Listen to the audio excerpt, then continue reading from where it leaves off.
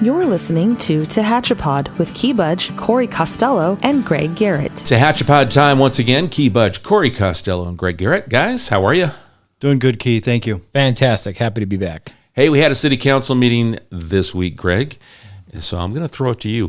It was very quick, but we had a few things that we went before council. It was brief, but every one of the items that were presented were good items. So back to some summer events. I'm excited. The July 4th festival, City Council approved that. We're moving forward with that. And then the 2022 Farmers Market starts the first Thursday after Memorial Day on Green Street, downtown Tehachapi. Applications available right now online. That's right. So you can call Mariana at City Hall or go online, and we encourage local farmers, local vendors to participate. Our events were well attended last year, so I anticipate this year we're going to pick up right where we left off. That's right. People are going to be out. They're going to be out in the streets. And just a reminder, if you come on out, take a few extra minutes, get dinner locally downtown, check out some of the other shops. It's in taking the full experience on your Thursdays with the Farmers Market. We've got some amazing restaurants downtown. We'll also have vendors that are providing hot food.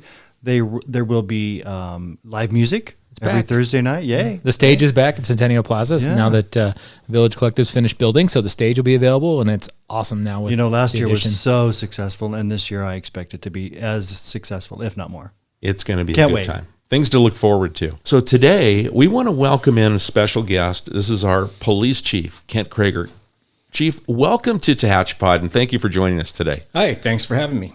This is going to be a very informational-based show. There's so much stuff to talk about, but public safety is the reason why we're working in government. Well, it's one of the things that are near and dear to my heart. Everybody that works at the city, we're supporting the police department. I know the city council and this city, all the residents support TPD, and we will continue to do so. And we've had a reduction in crime and a lot of challenges from the state of California, but we continue to do good work. So compliments to you and your team, because I know they work hard. We see them driving around the streets all the time, so they're very visible, very present. And we've had a few things that have occurred here recently that you've put out to the media. So why don't we touch on that? Because those are topics that do get talked about in the public, and your team has been able to make some positive impact in those areas. Yeah, absolutely. We've got a really good crew out there that work hard every day. We've had some crime issues that we've been dealing with here in the city, primarily theft-related, auto thefts, catalytic converter thefts.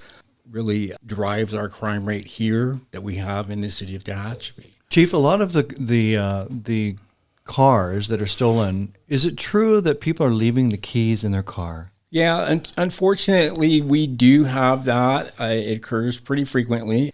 I was looking at the statistics for the year. We were probably at about 16 auto thefts, which is extremely high for us for 2022. Mm-hmm. And almost all of those, the keys were in the car or the car had been left running. So, crimes of opportunity. And, unfortunately, Tehachapi, we're not immune from the criminals, and they're up here and they're coming into our area and they're looking for those easy opportunities to commit a crime. They're taking advantage of our trust because you trust your neighbors. People trust their neighbors. I'm going to start my car. My neighbor not going to touch my car. And they just think, I'm going to start my car. I'm going to leave my keys in it, whatever it may be. I'm going to trust my neighbors. But the criminals know, hey, these people are really trusting and they're going to give me an opportunity. And that's what seems to be happening. Yeah, absolutely. And, we have the cold weather, winter months. Everyone wants to go out and start their car in the morning to get it warmed up and get the windows defrosted, go in and finish their last cup of coffee and come out to a nice warm car. And unfortunately, on several occasions, they've come out and that car is gone.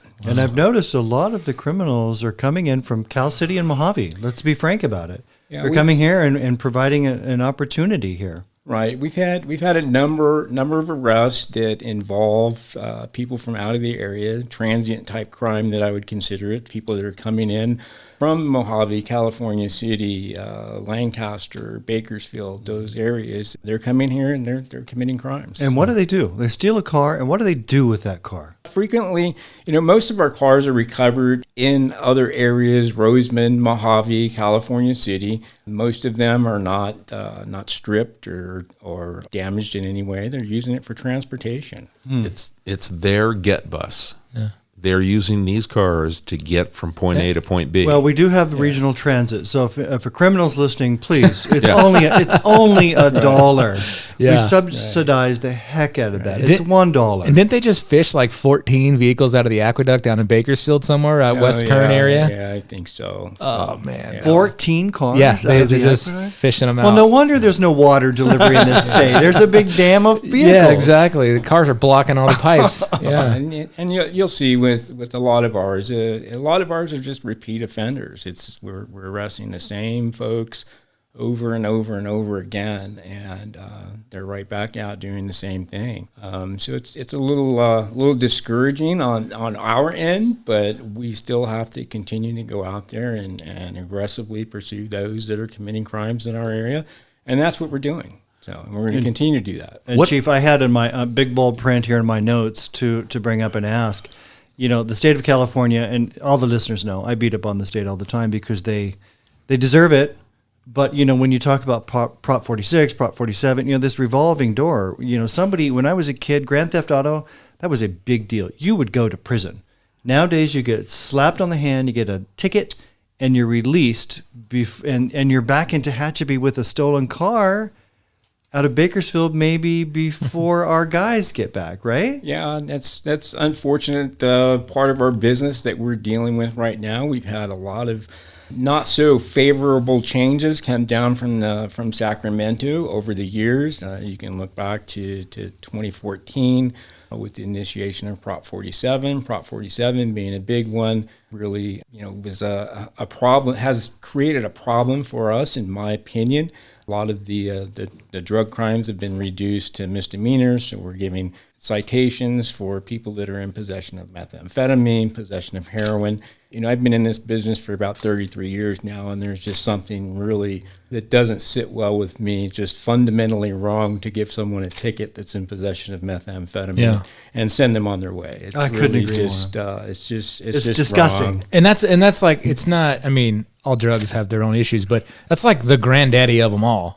Want to talk about just destroying your life and doing terrible things. Methamphetamine is up near the top of the list. And your family's life, and your community's life. Yeah. And I think, these sentencing laws and the way that they set this up was, they didn't want to be overly harsh on these individuals, and felt they could get better treatment in the community, and a number of other things that kind of led to this. Unfortunately, I don't think these folks that have drug issues, that are addicted to methamphetamine, heroin, they're not getting the help that they need. Previously, they would be at least incarcerated for a period of time, which would give them an opportunity to at least get clean for a short period of time and possibly get on the right path to getting their lives together, get some treatment while they were in custody. And that's not happening anymore. They're given a ticket and they're right back out on the streets, trying to support that habit. Yeah, and the numbers speak for themselves, right? And if you were in prison at the CDC, they have programs, like you say. Right. But on the street, there are no programs on the street. Yeah. No, there's not. There's, we have services out there and we refer people to stuff, but they're not really forced into these programs anymore. And there was a time, where the court system could force them into some type of a treatment center or rehabilitation program to get them off of drugs and hopefully get them set on the right path, And so we've got, Prop 47 from 2014, then you go to 2016 with Prop 57, which, started offering early parole for people, nonviolent offenders, which put more people out on the street, also designed to reduce prison populations. And then, most recently with COVID, they had to reduce populations because of COVID. So a lot of these offenders that would be normally housed in county jail or state prison, they're out on the streets now, and I think that you can see that. You can see that in crime across the state. You can see that in the increase in homeless population. I think a lot of our homeless people have substance abuse issues, and that's why they are where they are. So they're not getting the help they need. Well, the reason, one of the many reasons why I respect you and your team, because you are arresting the same people a lot of the time over and over again.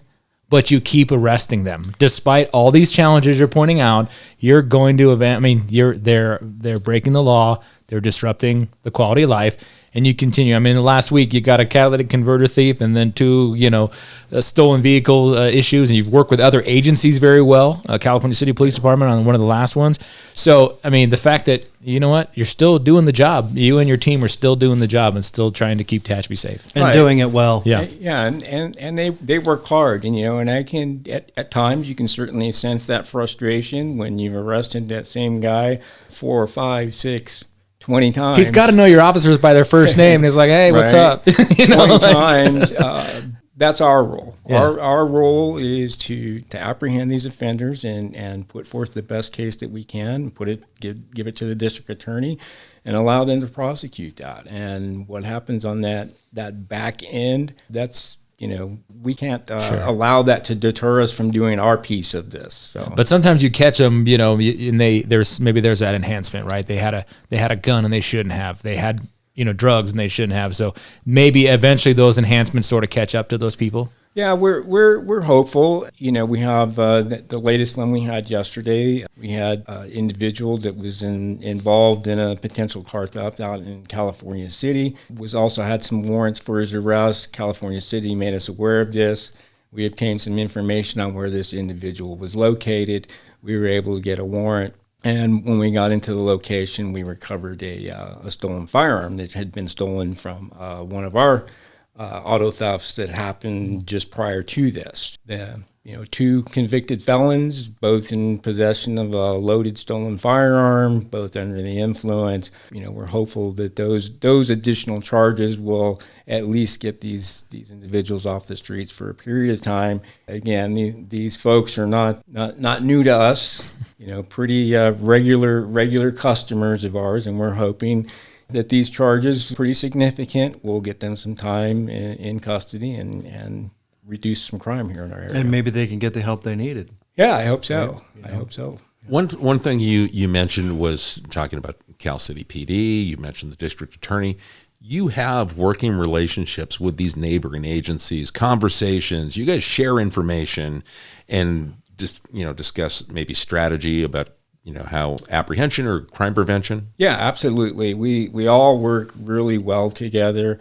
I'm part of the Kern County Chief Law Enforcement Officers Association, where all the Kern County Chiefs of Police, the District Attorney, the Sheriff Donnie Youngblood, all the Highway Patrol Commanders, we all get together monthly, and we collaborate on everything that we're dealing with and best practices, who's doing what at this agency and what's working, and how can we bring that to our agency and make it work here. Working with the district attorney if we have some type of a crime issue that's occurring within the city of Tehachapi, and working with her and her staff to ensure that those things are taken seriously. And that's one thing that we do have here in Kern County that works exceptionally well for us. We have a fantastic district attorney that really takes public safety seriously. She understands crime, and she is a law and order district attorney, and she's going to make sure that things are taken seriously, and that we act when we present her a case, it's going to get prosecuted the best as she can. So.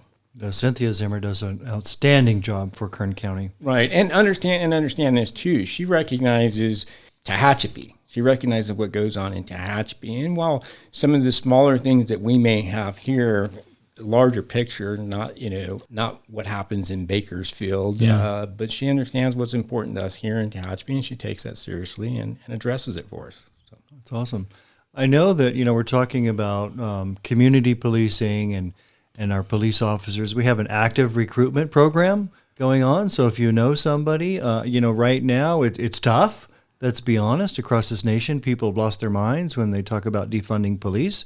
We're not doing that in the city of Tehachapi. As a matter of fact, we're going to be up funding our police department, but we're always actively looking for talent. Right. Absolutely. We're always recruiting. We're always looking for people. That's a crisis that everybody's experiencing right now across the country. Always looking for good people, and just the the applicant pool has diminished significantly with a lot of this defund the police, anti-police rhetoric that's out there. But it's still a fantastic profession. I love this profession. I love what I do. Love to have some good people come over here and work with us. You know, a good testament this past weekend, I was down at the LA Marathon, and they had every, you know, they use mostly LAPD, LA County Sheriff's Office on a few of the intersections, and then a few of the other smaller agencies, Beverly Hills Police Department, a few places. But, we're talking, maybe it was just 22 months ago when they were, burning police cars in Los Angeles. And here are LAPD at every intersection, usually 4 officers or, 2 or 4 officers. And many of them were engaged with the public. They were waving, they were cheering. It was really an impressive sort of turnaround from what we saw maybe 22 months ago in a place like that. And to see that, there are still folks that are willing to do the job, and they've embraced it, and they're not holding grudges against people that may have been against them because of some political thing 23 months ago that got the nation in an uproar, and it was reassuring to see that and really kind of think like, there are still going to be folks out there that want to do this profession and do it well. Yeah, absolutely. And even through those difficult times of protest, and everybody showed up. Yeah. They showed up every day. They showed up every day to be screamed and yelled at and called names and rocks and bottles thrown at them, So, that really shows you these people really care about these communities, and they really want to go out there and do a good job and do what's right. And they're willing to stand up there and take that. So, we didn't have that significant issue here in town. We didn't have the protest, and some I don't know, tourists. There were tourists. There were tourists, protesters that were not from necessarily the city. We had some protesters, some picketers out on the corner. We worked with them at a distance to make sure that they were safe and being respectful and doing things the right way. I had a couple of little minor issues, but nothing significant, that really put our officers in any significant risk at that time. So again, a testament to our community and what a great community we live in, that we didn't have to deal with those. Well, I guess the one lesson learned from that, there's several, but a lot of the cities that kind of caught that sort of wave of we want to kind of fall into this, social media hashtag world and defund our police departments are now looking back and realizing that they made a grave mistake, and they're turning around and adding even more funding back to their departments because of that. And so, credit to this community to never even go down that road, and now we don't have to play catch up, and we didn't have the big problem they had with crime. Right. Yeah, absolutely. We've always had the support of the city council, the community, the city manager. Everybody always supports us, and they're always willing to do whatever we need, equipment-wise, personnel-wise, to ensure that we have a great department and a safe community. Yeah, that was the point I was just going to hit on is your perspective on the community support, because I know my perspective is it appears that people support, but I see every once in a while, a little girl brings in home-baked cookies for you guys, or you get that kind of that grassroots thank you. Mm-hmm. Right. And if you're a prospective officer and you're looking at, there's now communities that defunded their police that are now looking to rehire versus a community that constantly supports. Right. I know where I would look, but what's that like for you guys? You put on the uniform every day. Yeah, no, it's huge, and that support that we get, and that's one of the things that I constantly remind my personnel of, and that I constantly remind people when I go out on recruiting, is that we have a community that supports us. We don't have the anti-police rhetoric going on here, and when all of the bad stuff was going on, like you said, we had people coming up delivering cookies and pizzas. We had so much pizza that was I remember you said that was coming to us. You're like, please, no more pizza, guys. We appreciate it, but we can't eat pizza again. The pizza restaurants loved it, though. They did. Yeah, but it's all good. It's all good. It's whether you eat it or not. It's a thought. Yeah, it's just great. Kids wave at you with all of their fingers. So no, it's really, really great to be able to work in a community like that. And that's what brought me here.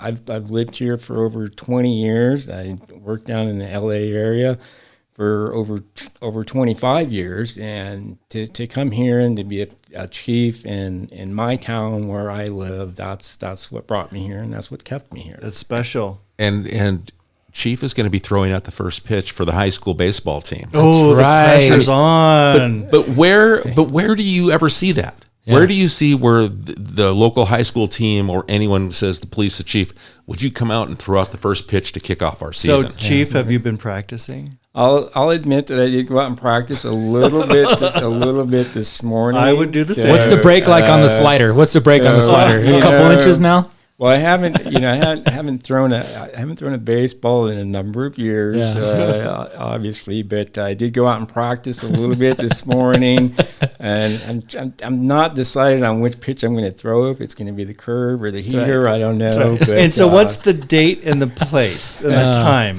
Well, I think So the we show can will all be come out after. The show will be out after this happens, I think, It will, unfortunately. yeah. So, but don't worry, he'll have a cheering section today. Okay. Well, we're talking about community policing Yeah. and the officers being engaged and such. We have a police department foundation. Why don't we talk about that a little bit? Because if you're listening, you could get involved with the foundation to further the cause. Right. Yeah. Tehachapi Police Foundation was founded by myself and then Lieutenant Daryl Brown, who was a reserve lieutenant for me at the time. And it's just a way to kind of bring the police department and the community together. They're a nonprofit organization that goes out and does fundraising. They provide necessary equipment for us that maybe might not necessarily be within my budget. They provide barbecues for us, different things to really just support the police department. And they're just a great organization, a great group of volunteers, all volunteers, and they come out, do a lot of really good things for us, sponsor our Shop with a Cop, where we bring in 20 kids from the community and take them on a shopping spree at Christmas time, sponsor the Trunk or Treat. National Night Out. National Night Out. They bought protective vests for our load-bearing vests for our guys, and there's just a lot of great stuff that they do, and they continue to do that. So we're in the process right now. I don't have all the details, but we're in the process right now of planning our first charity golf tournament. Mm-hmm. So we're going to be running a golf tournament here, I believe, late July, and we're going to be, I think, 50-some golfers, but it's going to be a pretty good time. We should have a Tehachapod team. Do you really want that? Not really, because I don't know how to golf. I could drive the cart. I can hit a ball. Can you? A couple of them Could you straight. carry Key and I? Get a I couple don't of them know. straight. Yeah. As long as it's a best ball tournament. It is. It'll be a scramble. That's it. It's going to be the best ball tournament, and we've got a Louis Creighton's one of our foundation members. He's planning that. He's kind of spearheading that whole thing. So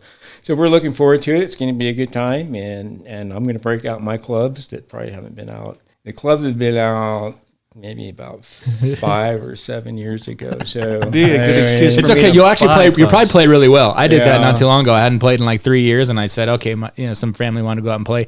Actually, I played pretty well. I'm like, this game is easy. Right. I just feel like my athletic ability is being challenged here with throwing out the first pitch and now having to play golf. And you just got done coaching another basketball season. You do that every year. I did. Your family's always been involved in basketball. I did coach basketball. I did 2 teams this year, a kindergarten team and a first and second grade team. Oh my! You have a lot of patience. So that was a lot of fun. It's always fun. I coach my grandkids, and it's good time. Good time. Yeah, That's for amazing. Sure, for sure. Hey, I want to roll back to what's going on within your department, and we kind of touched on. You haven't really released it yet, but can you give us a little bit of sneak preview on this crime prevention program that you want to implement and get out to the public? Yeah. So again, like I mentioned earlier, a lot of the crime that happens here in Tehachapi, particularly our property crimes, are all crimes of opportunity, and I think we need to do a better job as a police department to really educate people on what they can do to prevent crime and to help us reduce crime here in the city. Because when you ultimately look at it, it's a shared responsibility between law enforcement and the community for crime prevention. And to avoid these incidents where people are leaving their keys in the car and leaving their car unlocked with valuables inside and things like that. So what we're going to do is we're going to start really pushing out a program that started back in Florida, I believe in 2017. It's a hashtag 9 p.m. routine, or for the old people like myself, pound 9 p.m. I don't know who changed that and why. I don't know. But Right. Twitter. It's Twitter. It's pound to me. But anyway, but I guess it's a hashtag 9 p.m. routine. And basically what that is just a reminder to people at about 9 o'clock at night before you go to bed. Make a quick check. Go out and make sure that your car is locked. Turn on your exterior lights. Activate your alarm systems. Make sure that you don't have things laying out that are inviting criminal activity outside of your home, okay? And if everybody kind of gets into this habit of doing this routine every night, a lot of the opportunities for crime are going to be reduced, because what happens is these criminals, again, are looking for these easy opportunities, and what they'll do is they'll go through neighborhoods, they start checking car doors, looking for that vehicle that's unlocked. They find that vehicle that's unlocked, and they go in and, okay, what are they going to find in there? Are there valuables left in there? Did the keys get left in the car, and now the car is gone? Did the garage door opener get left in the car? And now they're inside. Right. Now they're inside your garage. Okay, Wow. There's just a lot of things that can happen, and I don't want to offend anyone when I say this, but a lot of times people still act like we're in 1978, 1980 Tehachapi. While I wish we could be that way and wish we could leave our keys in the car and leave our houses unlocked, unfortunately, society's not like that anymore. We have to be aware of our surroundings. We have to assume that there are criminal offenders out there looking for those opportunities to commit crime. And we have to be responsible and take care of our property and make sure that we reduce that opportunity for them. Yeah, I don't think I ever, when I grew up in Golden Hills, and I don't think we ever locked our front door. I mean, it was just, neighbors were more spread out. We didn't have, a little more room, but you knew everybody in the neighborhood. We were kind of off the beaten path a little bit. Now I think about it, I'm like, that was crazy. When we would leave for like a vacation, sure, we'd lock up, but during the day, there was never a locked door. And that's not just Tehachapi. I mean, this is nationwide. Exactly. Small communities now have, the petty crime turns into a bigger crime. Right. And we need to keep it at bay. So keep it at the minimal as we can. And they see small communities as a target because we're so trusting, as I mentioned before, and we're sometimes naive to the reality around us, and that there are that sort of because you all do such a good job of keeping that reality at bay. I think people get a little naive of not realizing that element exists. Yeah, but all of these things really help out, and just the lighting and locking your car and all of those things really have the potential to have a significant impact in our community as far as reducing crime. And we're just asking people just look out for your property. I think that key message, my takeaway is, it's my responsibility to take care of my things. I can't just say, well, why didn't the police department take care of that? Because it's up to me to close the garage door. It's up for me to lock my doors, or like you said, turn on the lights. Personal responsibility will reduce opportunity for criminals to take advantage of us. Right, absolutely. And as much as we'd like to, we can't be everywhere at once. We cannot be everywhere at once. And the more people involved in trying to prevent crime in the community, the better off we're going to be collectively. And we need help. We need help. Yeah, and I have on my notes here also, how can the public help? But I think we just talked about that, right? Yeah. Being aware of your surroundings, being engaged, and providing the pound pass. What was it? 9 p.m. Hashtag 9 p.m. routine. Pound 9 p.m. routine. Yeah, sure. I think that's another podcast, actually. So we could actually have a podcast dedicated to educating people about pound. Right. Yeah, we'll push some stuff out over our social media, and again, kind of nightly reminders. I might not get it out every night, but just reminders to go out and check your stuff around 9 o'clock or before you go to. Some people go to bed earlier. Just check check all your stuff and make sure everything's locked up, and turn those lights on. You know, the lights are really a huge deterrent. The criminals don't like to be out in the light, and you turn on that porch light, keep it on all night long, and it's really a big help. You'd be surprised at some of the neighborhoods you go through, and you walk and you drive down the street and you see that it's just completely pitch black. And you know, you turn on a few lights, it really makes a difference, because they want to operate under darkness, and they don't want to be seen. So turn those lights on and really pay attention to what's going on around. And I encourage people also to, you know, call if you see something that doesn't look right in your neighborhood. That's one, you know, huge benefit again of being in a small town. We all know each other, and you know what belongs in your neighborhood, what doesn't belong in your neighborhood. And if you see something that doesn't look right, call us, and we'll get somebody out there to take a look at it. And a lot of times that's how we prevent crime from occurring. Well, I speak a lot at different, different luncheons and things, and I always encourage people, call TPD. Don't be afraid to call 911. Right. You might be the last piece of the puzzle that we're looking for. Right. If it doesn't sound right, if it doesn't feel right, don't be afraid to call. We had one just the other day. We had someone called. They saw a suspicious vehicle over in the parking lot of the closed Tractor Supply. They called, said, this doesn't look right.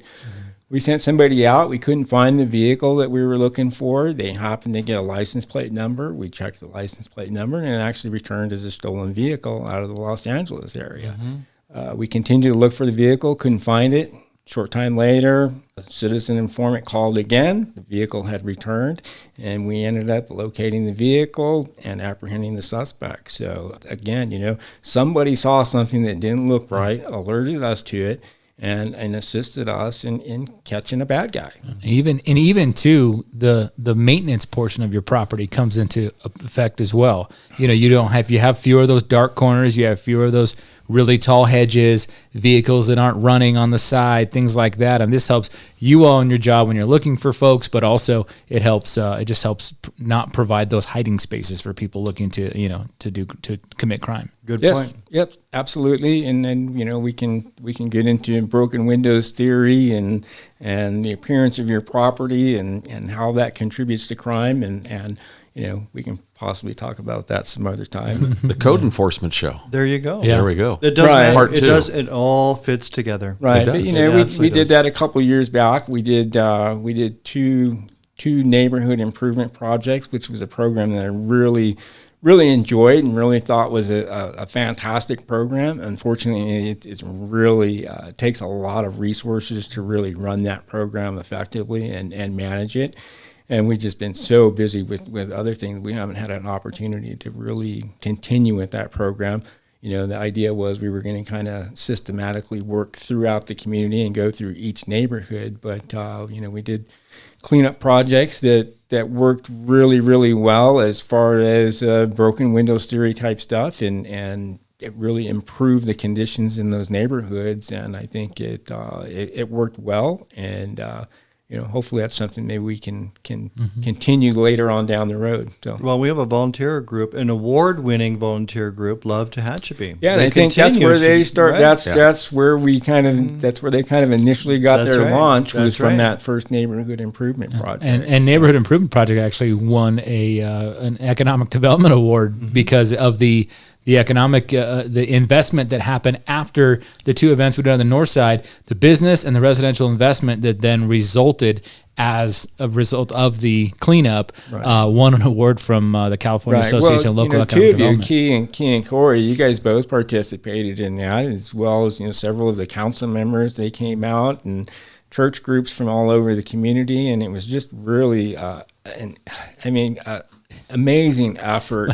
And to see what happened when we were out there, and it started off really small, and then just everybody came and joined in and started helping out and cleaning up the neighborhood, and it really was kind of contagious of what happened out there. Reduction in crime and an increase in property value. Well, and that pride. I mean, you and I were working the dumpster there, and we actually saw someone came and dropped off stuff, and then they saw someone was struggling not far away, they went over and helped, and they had never met those neighbors, introduced themselves, and then started helping them clean up their yard. Right. And we were really focused on eyesores too. Right. You know, and we found out a lot. I know Chief and I, this is my favorite story of these, because people would have, whether it was a couch or a chair, and a lot of folks inherited this stuff. It wasn't theirs, it was their landlord's. And so we went to a house and there was this like kind of funky couch on the porch, and Chief says, "You want us to take that?" And the lady said, "Well, you know, I would, but it's actually my landlord's." He goes, "No problem, we'll take care of it." And he grabbed one and I grabbed the other. We threw in the back of my truck and off it went. You know, it was one of those kind of eyesore targets as well. Yeah, no, that was a good program, and again, I hope that we can reestablish that further on down the road. Yeah. So, and Greg mentioned crime reduction. You know, we did have a fairly sizable crime reduction that we realized last year. It was about 11.5% reduction. While I really I like to see that, and I like to see that crime reduction, I don't hang my hat on that all of the time. I want to continue to do better. I want us to continue to work harder and continue to try and reduce crime here in the community. You know, we can look at numbers all day long, and does it really tell the whole story? I don't know. You know, I like to think it does, but there's so many different factors that come into crime occurring in a community, and is reporting down because of COVID, all of those things. Mm-hmm. Is it really telling the whole story? What I really like to look at is more perception of how are people feeling.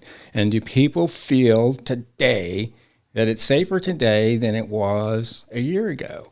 And I don't know if I can say that, because, you know, we have, auto theft problem, catalytic converter thefts. And, I have to do a better job, and we're going to do a better job to getting out there and trying to reduce crime, educating people on these things, and really making an effort to make this, or Tehachapi, to continue to be a safe place to live. That last 1 minute was exactly why you're the police chief of Tehachapi. That's a perfect statement. He hit on some things that I've done research in different areas, and they always talk about the 3 E's. There's engineering, so you can change things physically. There's education, which is huge, and there's enforcement. And you're looking at all three of those aspects for public safety, for making people feel like they can walk down the street at night and they feel good about where they're at. Right. And there's all of those ingredients that are involved in it.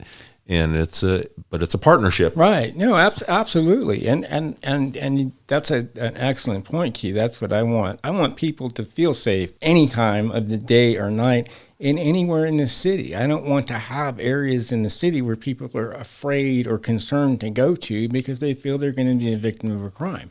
Okay, that's not a city where I want to live, or a city where anyone wants to live. Okay, and I'm entrusted with that responsibility to make sure that people feel safe in those areas, okay? And, those who know me, I mean, you'll see me all over town. You'll see me walking all over. When I'm off duty, you'll see me walking all over town. You'll see me running at 3 o'clock, 4 o'clock in the morning through downtown Tehachapi, okay? I feel safe at 3 o'clock, 4 o'clock in the morning, okay? It doesn't bother me, but I want everyone to feel that way. I want the housewife that wants to go out for her morning walk at 4 o'clock, 5 o'clock in the morning to feel safe going out and doing so, and not feeling like she's going to become a victim of a crime. Okay, that's what I want. Well, and Chief's kind of misleading you. He's never off duty. There is no off duty. This man is never off duty. He may not have his uniform on, but he is never not on duty. True that. Well, we've kept you longer than I promised. So, but I think this has been a really good conversation.